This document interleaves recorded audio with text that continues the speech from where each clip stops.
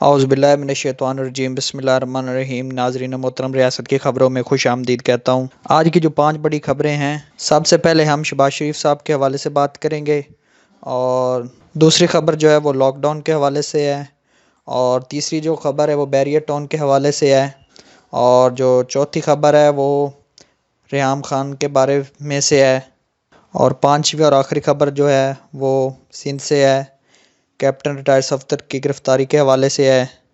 ہم بات کریں گے سابقہ وزیر اعلیٰ پنجاب شہباز شریف صاحب کے حوالے سے۔ سابقہ وزیر اعلیٰ پنجاب مسلم لیگ نون کے صدر شہباز شریف کے لیے جیل کی سہولتوں کو ختم کرتے ہوئے انہیں عام قیدیوں کی طرح رکھا جائے گا۔ میڈیا ذرائع کی طرف سے بتایا گیا ہے کہ قائد حزب اختلاف کو بیرک نمبر 2 میں رکھنے کا فیصلہ کیا گیا ہے، جہاں شہباز شریف کو جیل میں عام قیدیوں کی طرح رکھا جائے گا، اور مسلم لیگ نون کے صدر کو جیل میں الگ کمرہ، بیڈ، ٹیبل، لیمپ اور بی کلاس کی سہولت ملے گی۔ یاد رہے کہ منی لانڈرنگ کیس میں سابقہ وزیر اعلیٰ مسلم لیگ نون صدر شہباز شریف کو 14 روزہ ریمانڈ، جوڈیشل کمیشن ریمانڈ پر جیل بھیج دیا گیا تھا۔ لاہور کی احتساب عدالت میں منی لانڈرنگ کیس کی سماعت ہوئی، جہاں عدالت نے قائد حزب اختلاف شہباز شریف کو 14 روزہ جوڈیشل ریمانڈ پر جیل بھیج دیا۔ عدالت نے شہباز شریف کو کوٹ لکھپت جیل بھیجنے کا حکم دیا۔ بتایا گیا کہ سماعت کے موقع پر سابقہ وزیر اعلیٰ شہباز شریف نے کہا کہ مجھے ان کی حراست میں 85 دن ہو چکے ہیں۔ 26 اکتوبر 2018 کو آمدن سے زائد اثاثے جات میں انکوائری شروع ہوئی تھی۔ نیب نے جو سوال نامے دیے ہیں وہ پرانے ہیں، اس کا جواب دے دیا۔ میں نے ان سے کہا کہ جو آپ پوچھ رہے ہیں وہ پہلے آپ مجھ سے پوچھ چکے ہیں۔ نیب تفتیشی افسر حقائق کے برعکس باتیں کر رہے ہیں۔ عدالت نے نیب کو 1 ہفتے میں تحقیقات کا حکم دیا ہے۔ تفتیش کے افسر کو حکم نامہ کا بتا دیا تھا کہ تحقیقات کر لی، لیکن تفتیشی افسر نے ہفتے میں صرف 15 منٹ مجھ سے بات کی، جس کا جواب میں نیب پراسیکیوٹر نے عدالت کو بتایا کہ یہ کوئی سوال کا جواب دینے کو تیار ہی نہیں، اب کیا ہم تفتیش ہی نہ کریں۔ شہباز شریف سوال نامہ فراہم کیا گیا مگر وہ جواب نہیں دے سکے۔ دوسری جو بڑی خبر ہے وہ لاک ڈاؤن کے حوالے سے ہے۔ پاکستان میں دوبارہ لاک ڈاؤن لگانے کا خدشہ، عوام تیار ہو جائے۔ وفاقی وزیر اسد عمر نے ایک بار پھر ملک میں لاک ڈاؤن لگانے کا عندیہ دے دیا۔ کہا کہ corona virus S O Ps کی غیر ذمہ داری کے نتائج آنا شروع ہو گئے ہیں۔ یہ روز نہ بدلا تو جان کے ساتھ ساتھ روزگار بھی کھو دیے جائیں گے۔ انہوں نے سماجی رابطے کی ویب سائٹ ٹویٹر پر ٹویٹ کرتے ہوئے کہا کہ گزشتہ ہفتے میں کورونا میں یومیہ اموات کی تعداد 12 رہی۔ کورونا وبا سے اموات کی شرح چند ہفتے پہلے مقابلے میں 140% زیادہ ہے۔ اس نتائج میں ہم کورونا وائرس کے تمام ایس او پیز کو نظر انداز کر کے غلطی کی مرتکب ہو رہے ہیں۔ اسد عمر نے مزید کہا کہ ہم موجودہ راستے تبدیل نہیں کریں گے تو زندگی اور معاشی محروم ہو جائیں گے۔ اس سے قبل اسد عمر نے کہا کہ مظفر آباد میں کورونا وائرس سب سے زیادہ ہے۔ کراچی میں بھی کورونا وائرس بڑھتی ہوئی نظر آ رہی ہے، جبکہ اسلام آباد اور لاہور میں کورونا وائرس تیزی سے پھیل رہا ہے۔ وقت آ گیا کہ ہمیں کورونا وائرس اور ایس او پیز کو سنجیدگی سے لینا چاہیے، بدقسمتی سے سخت ایکشن لینا ہوگا جو معمولات زندگی متاثر کر سکتے ہیں۔ Corona virus S O Ps کو نظر انداز کر کے نتائج ظاہر ہو رہے ہیں۔ کورونا وائرس کا سبب پاکستان میں مزید 14 افراد کی جان بحق ہو گئی۔ عالمی وبا سے مرنے والوں کی مجموعی تعداد 6,673 ہو گئی۔ نیشنل کمانڈ این سی او کی طرف سے جاری کیے اعداد و شمار کے مطابق پاکستان میں گزشتہ 24 گھنٹوں میں کورونا وائرس کے 625 نئے کیسز رپورٹ ہوئے، جس کے ساتھ ہی ملک میں مزید مریضوں کی مجموعی تعداد 3,24,084 تک پہنچ چکی ہے، جہاں اس وقت پاکستان میں کورونا کے 9,461 مریض زیر علاج ہیں، جبکہ مجموعی طور پر 3,07,950 سے زیادہ ہو چکے ہیں۔ تو تیسری خبر ہے وہ بیریٹ ٹون کے حوالے سے ہے۔ بیریٹ ٹون کے 460 ارب روپے سندھ کو ملے گا یا وفاق کو، سپریم کورٹ نے فیصلہ سنا دیا۔ سپریم کورٹ نے بیریٹ ٹون عمل درآمد کیس 460 ارب روپے وفاق یا سندھ کو دینے کے متعلق درخواست پر فیصلہ سنا دیا۔ تفصیلات کے مطابق سپریم کورٹ نے بیریٹ ٹون عمل درآمد کیس میں 460 ارب روپے وفاق یا سندھ کو دینے کے متعلق درخواست پر فیصلہ سنا دیا۔ سندھ اور وفاق نے بیریٹ ٹون کی جانب سے اب تک جمع کرائے گئے 57 ارب روپے مانگا تھا۔ بیریٹ ٹون کراچی کی جانب سے اب تک جمع کرائے گئے 57 ارب روپے کے رقم سے متعلق محفوظ شدہ فیصلہ سنایا گیا۔ سپریم کورٹ نے اپنے فیصلے میں کہا کہ بیریٹ ٹون سے ملنے والے 460 ارب روپے سے سندھ میں نئے ترقی منصوبے شروع کیے جائیں گے۔ پہلے ہی سے جاری منصوبوں پر بیریٹ ٹون سے ملنے والا پیسہ خرچ نہیں ہو سکے گا۔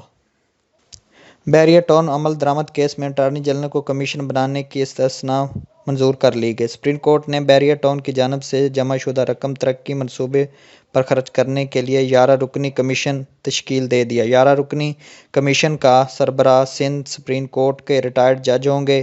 کمیشن کی سربراہی کی تفصیلات چیف جسٹس آف پاکستان کریں گے۔ کمیشن گورنر، وزیر اعلیٰ سندھ کے نمائندے بھی شامل ہوں گے۔ واضح رہے کہ عدالت کے فیصلے کے مطابق بیریٹ ٹون کا اب تک جمع شدہ پیسہ نہ وفاق کو ملا ہے نہ سندھ کو۔ جو چوتھی بڑی خبر ہے وہ ریحام خان صاحب کے حوالے سے ہے۔ مجھے خوف ہوتا ہے کہ بے نظیر کی طرح کوئی میرے شوہر عمران خان کو گولی ہی نہ مار دے۔ ریحام خان کے عمران خان کے متعلق الزامات اور دیگر معاملات کے کچھ ڈھکا چھپا نہیں۔ اپنی ذاتی زندگی کے خاص طور پر عمران خان سے شادی کے معاملات ڈسکس کرتے نظر آتی ہیں۔ اس کے علاوہ انہوں نے عمران خان کے متعلق اپنی بیتی کے حوالے سے کتاب لکھ کر سارا کچا چٹا کھول کر رکھ دیا۔ تاہم حال ہی میں انہوں نے ایک انٹرویو میں کہا کہ مجھے اکثر خواہ ہوتا ہے کہ بے نظیر کی طرح کوئی میرے شوہر کو گولی ہی نہ مار دے، اس لیے جب بھی میں نماز پڑھتی ہوں تو اس کے بعد آیت الکرسی پڑھ کر ان کی طرف بھیج دیتی ہوں۔